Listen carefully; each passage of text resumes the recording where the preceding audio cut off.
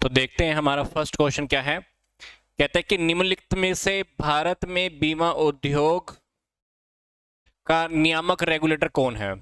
Insurance regulator and development authority of India, या insurance authority of India, या life insurance corporation of India, या general insurance corporation of India. वैसे ये PDF हमने कल भी डिस्कस की थी, बट अब हम फिर से एक बार थोड़े से क्वेश्चंस रिकैप कर रहे हैं क्योंकि कल हमारा क्लास एकदम से रुक गया था। Yes, insurance regulatory and development authority of India, exact right answer. Next देखते हैं।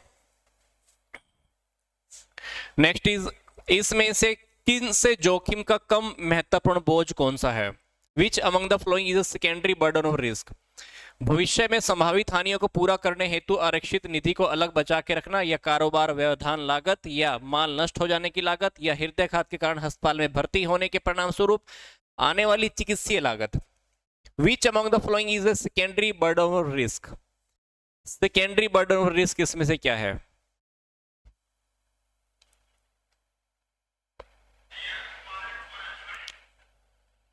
Yes,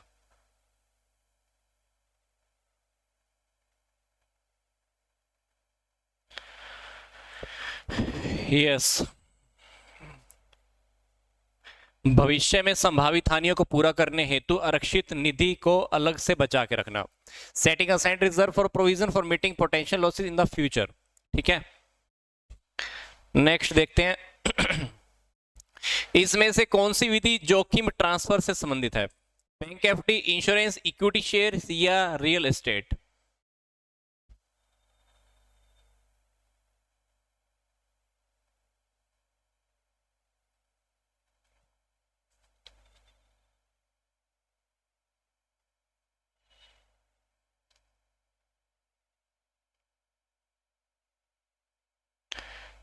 yes, insurance. ठीक है, और ये बात हमने कल भी डिस्कस की थी।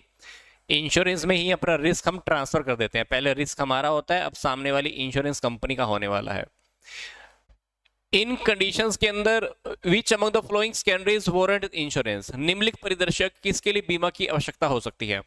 किसी व्यक्ति का वॉलेट या पर्स गुम हो जाना, या परिवार का एकमात्र कमाने वाला किसी की एकदम से मृत्यु हो सकती है, या शेयर मूल्यों में बहुत तेजी से गिरावट आ सकती है, या प्राकृतिक टूट फूट से घर का मूल्य कम हो सकता है। क्या लगता है इन कौन से केसेस के अंदर हमको लगता है कि इंश्योरेंस की जरूरत हो सकती है?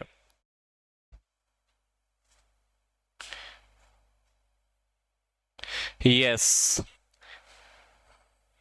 परिवार का एकमात्र कमाने वाला जिसकी असामयिक मृत्यु हो सकती है ना, सडनली डेथ हो जाती है, तो इस केस के अंदर इंश्योरेंस करवाना हमको लगता है कि ठीक है।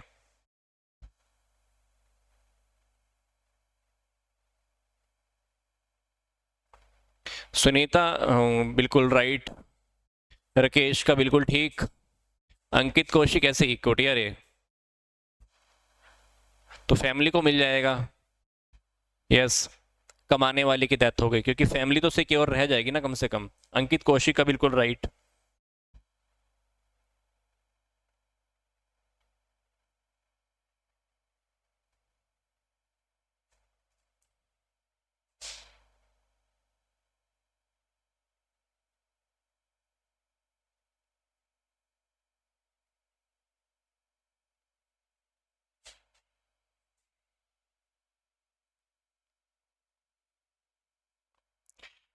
आगे देखते हैं नेक्स्ट। इसमें से कौन सी बीमा योजना सरकार द्वारा नहीं बल्कि बीमाकर्ता द्वारा प्रायोजित है? Which of the below insurance scheme is run by an insurer not sponsored by the government? कर्मचारी राज्य बीमा निगम, फसल बीमा योजना, जन आरोग्य, या उपरोक्त सभी?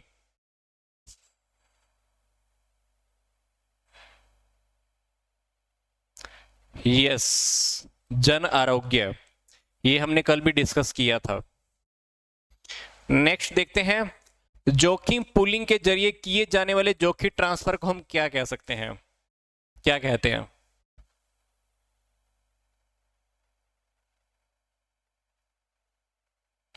रिस्क ट्रांसफर करने को हम क्या बोलते हैं, है ना, इंश्योरेंस ही बोलते हैं ना।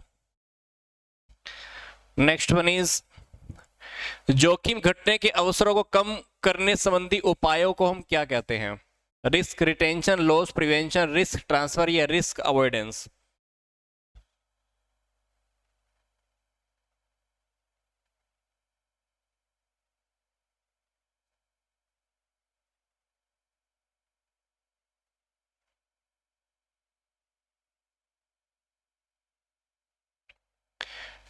यस, लॉस प्रिवेंशन,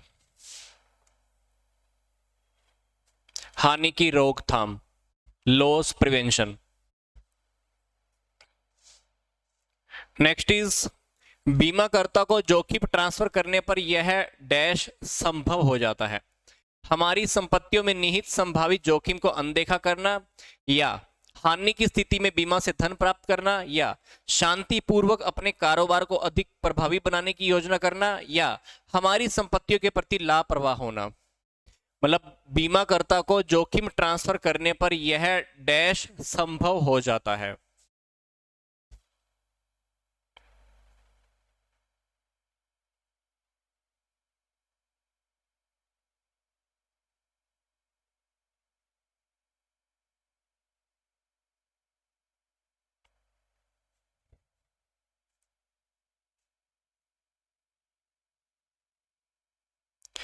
यस, शांतिपूर्वक अपने कारोबार को और अधिक प्रभावी बनाने की योजना करना। ठीक है, जब हम रिस्क ट्रांसफर ही कर देते हैं तो हम अपना शांति से अपना बिजनेस कर लेते हैं ना, और अपनी प्लानिंग भी बहुत अच्छे से कर सकते हैं।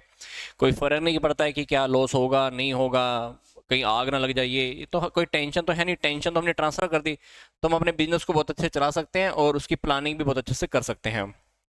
आगे है, आधुनिक बीमा कारोबारी की शुरुआत डैश से हुई थी? लॉयड्स, बोटमरी, रोड्स या मल्होत्रा समिति? Yes, Lloyds, LLOYDS। ठीक है, आगे देखो, इंश्योरेंस के संदर्भ में जोखिम अपने पास रखना ऐसी परिस्थिति की ओर संकेत करता है। कौन सी परिस्थिति की ओर? संपत्ति को बीमा की सुरक्षा प्राप्त है, या व्यक्ति स्वयं ही जोखिम एवं उसके प्रभाव को झेलने का निर्णय लेता है, या हानि उत्पन्न करने वाली घटना को कोई मूल्य नहीं है, या हानि या नुकसान की संभावना नहीं है। बीमा के संदर्भ में जोखिम अपने पास रखना ऐसी परिस्थिति को संदर्भ बताता है, संकेत करता है। रिस्क रिटेंशन, क्या लगता है?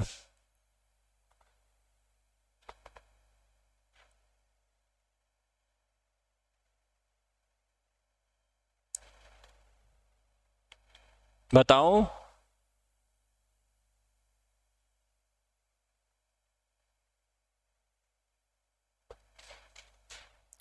तो कविता पढ़ाई तो करनी पड़ेगी ना, थोड़ा सा टाइम निकालो, टाइम मैनेज करो, हो जाएगा।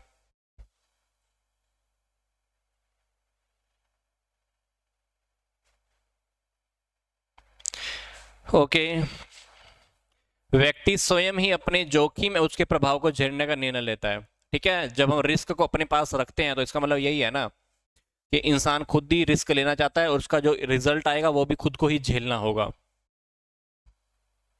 नेक्स्ट देखते हैं, निम्नलिखित में से कौन सा कथन सही है? Which of the following statement is true? बीमा हानि की संभावना को कम करता है, संपत्ति की हानि होने पर बीमा भुगतान करता है, या बीमा हानि की रोकथाम करता है, या बीमा आस्ति की सुरक्षा करता है। इंश्योरेंस प्रोटेक्ट द एसेट्स, संपत्ति की सुरक्षा करता है। ठीक है, तो इसमें से चारों ऑप्शन बताना है, इसमें से कौन सा स्टेटमेंट हमारा सही है?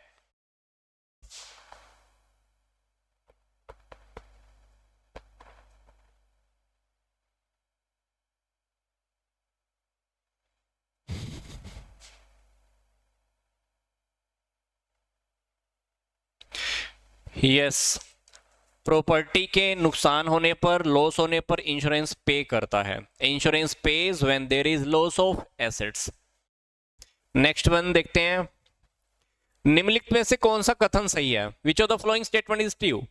बीमा एक व्यक्ति के जोखिम किसी अन्य व्यक्ति के पास अंतरित करने की विधि है। Insurance is method of transferring the risk of an individual to another individual, या insurance is method of sharing the loss of many by a few, या insurance method of sharing the losses of few by many, या insurance method of transferring the gains of a few to many.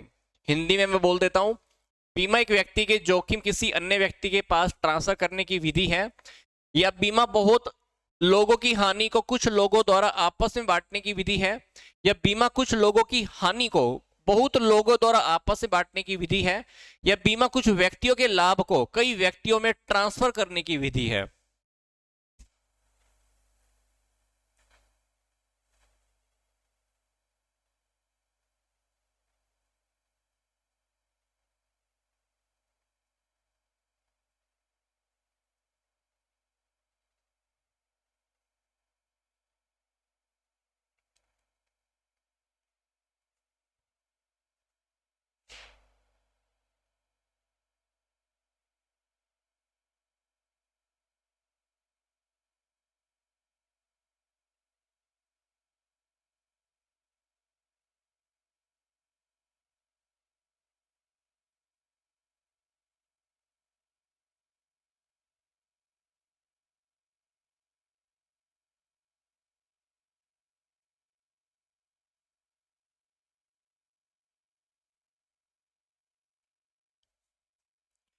Yes, reality में जब हम insurance कराते हैं ना, तो कुछ लोगों की हानि को बहुत लोगों द्वारा आपस में बांटने की विधि है, क्योंकि जितने भी लोग इंश्योरेंस करवाते हैं जरूरी नहीं होता है कि सभी को लॉस होने ही वाला है, सभी को नुकसान होने ही वाला है।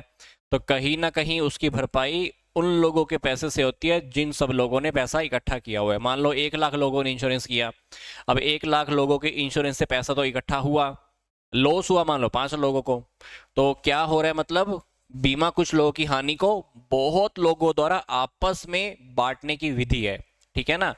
तो थोड़ा सा ध्यान रखेंगे। Option C.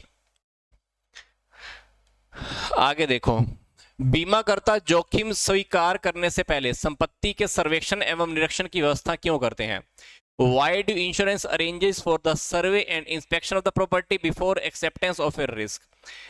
Option number A, यह जानने के लिए कि बीमित ने संपत्ति की खरीदी कैसे की है, या यह जानने के लिए मूल्यांकन के प्रयोजन होती जोखिम आकलन के लिए, या यह जानने के लिए कि क्या अन्य बीमाकर्ताओं ने भी संपत्ति का निरीक्षण किया है, या यह जानने के लिए कि क्या पड़ोस की संपत्ति को भी बीमित किया जा सकता है।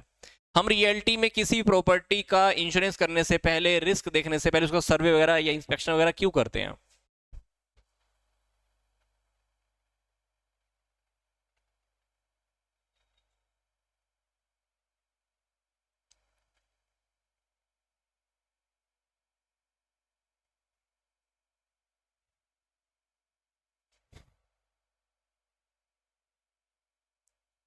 यस, बी, मूल्यांकन करने के लिए, to assess the risk for rating purpose.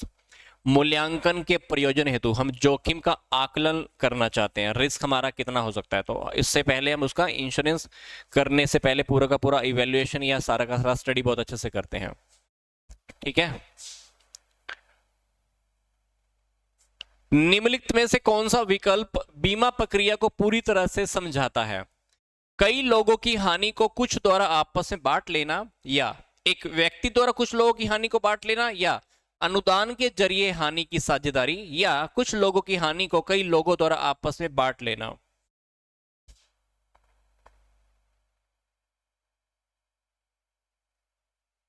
इस तरह का क्वेश्चन हमारा अभी आया भी था, यही फिर से रिपीट कर रहा है।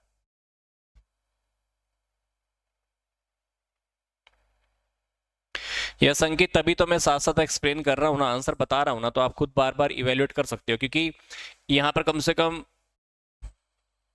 30-40 बच्चे ऑनलाइन इस टाइम बैठे हुए हैं, तो अगर मैं सबका एक एक आंसर दूंगा ना, तो फिर एक क्लास को कवर करने में लगभग 3 घंटे लग जाएंगे। तो मैं कोशिश कर रहा हूँ साथ साथ आंसर बताने की, बट आपको मैच करना है साथ साथ, तो हर कोई अपने साथ साथ मैच कर लो तो ज़्यादा अच्छा है। आंसर तो मैं बता ही रहा हूँ, एक्सप्लेन भी कर रहा हूँ, तो आज मैच कर लो।